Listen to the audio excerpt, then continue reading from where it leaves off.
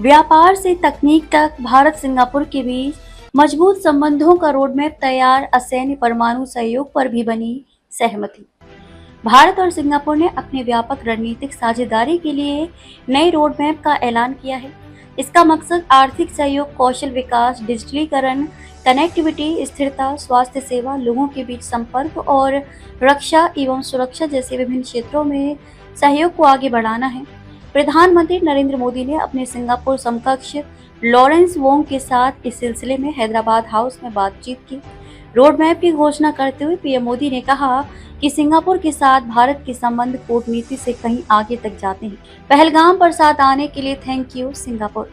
प्रधानमंत्री मोदी ने कहा कि भारत और सिंगापुर के रिश्ते सिर्फ राजनयिक नहीं हैं, ये एक ऐसा रिश्ता है जिसका एक मकसद है, ये साझा मूल्यों पर आधारित है, यह आपसी हितों से चलता है, ये शांति, प्रगति और समृद्धि के लिए एक समान दृष्टिकोण से प्रेरित है। मोदी ने सीमा पार आतंकवाद और पहलगाम हमले के मुद्दे पर भारत को समर्थन देने के लिए सिंगापुर का आभार जताया।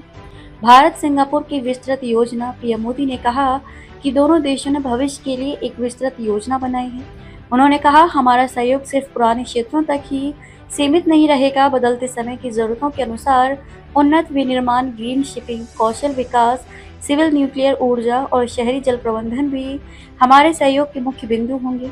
उन्होंने ये भी कहा कि व्यापार को और बढ़ाने के लिए व्यापक आर्थिक सहयोग समझौता सीईसीए और आसियान के साथ मुक्त व्यापार समझौता एफटीए की समय समय पर समीक्षा की जाएगी। भारत और सिंगापुर ने अंतरिक्ष, डिजिटल तकनीक, नागरिक उड्डयन और अंतरिक्ष जैसे क्षेत्रों में 5 समझौतों पर हस्ताक्षर किए। उन्होंने सिविल न्यूक्लियर सहयोग को तलाशने पर भी सहमति जताई। दोनों नेताओं ने भारत के सेमीकंडक्टर उद्योग और इकोसिस्टम के विकास का समर्थन किया।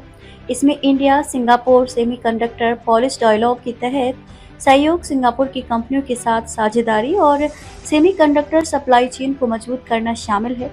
मोदी ने कहा कि पिछले साल हुए सेमीकंडक्टर इकोसिस्टम पार्टनरशिप एग्रीमेंट से रिसर्च और डेवलपमेंट को नई रफ्तार मिलेगी। रक्षा और सुरक्षा सहयोग को बढ़ाने पर भी काफी ध्यान दिया गया। दोनों नेताओं ने रक्षा मंत्रियों के बीच नियमित बैठकों, संयुक्त सेना, नौसेना और वायुसेना के अभ्यासों के माध्यम से सैन्य सहयोग और आदान प्रदान जारी रखने का समर्थन किया।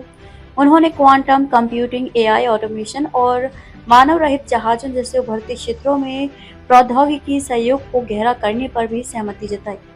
संयुक्त बयान के अनुसार सिंगापुर ने मलक्का जलडमरू मध्य गश्ती में भारत की रुचि की सराहना की।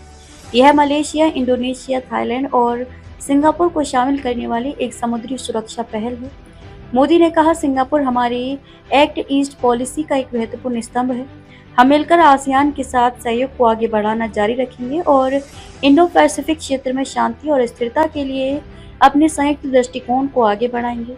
उन्होंने कहा कि दोनों देशों को आतंकवाद के बारे में समान चिंताएं हैं और उनका मानना है कि मानवता को महत्व देने वाले सभी देशों का कर्तव्य है कि वे इस खतरे के खिलाफ एकजुट हों।